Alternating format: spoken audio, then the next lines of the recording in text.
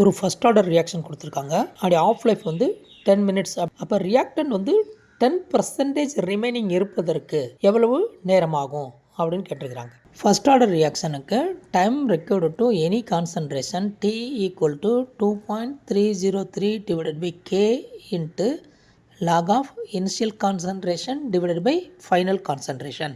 இந்த ஃபார்முலா நமக்கு கண்டிப்பாக தெரிஞ்சிருக்கணும். இதில் K அப்படின்றது என்ன அப்படின்னாக்க K equal to 0.693 divided by T of அப்படின்ற ஃபார்முலாவும் ஞாபகம் இருக்கணும். நம்ம கேஸில் T ஆஃப் வந்து 10 மினிட்ஸ்னு கொடுத்துருக்கிறதுனால K ஈக்குவல் டு 0.0693 அப்படின்னு வந்திருக்கும். இந்த K வேல்யூவை கொண்டு போய் நம்ம இந்த டீன்ற ஃபார்முலாவில் போட்டோம்னு சொன்னாக்கா நமக்கு டைம் வந்து 33.23 மினிட்ஸ்னு கிடைக்கும். இப்போ option B is the correct answer. இந்த கணக்கை ஃபார்முலா படி செஞ்சோம்னாக்கா கொஞ்சம் நேரம் நமக்கு எடுத்துக்கிறோம்.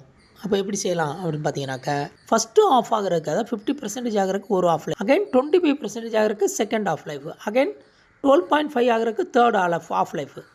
அப்போ 3 ஆஃப் லைஃபுக்கு ஜஸ்ட்டு மேலே நமக்கு தேவை இருக்குது. ஒரு ஆஃப் லைஃப்ன்றது 10 மினிட்ஸ்னால் 3 ஆஃப் லைஃப் வந்து 30 மினிட்ஸ். அப்போ 30 மினிட்ஸ்க்கு ஜஸ்ட்டு கொஞ்சம் மேலே இருக்க ஆன்சர் வந்து ஆப்ஷன் B தான். அப்போ அதுதான் சரியான ஆன்சர்.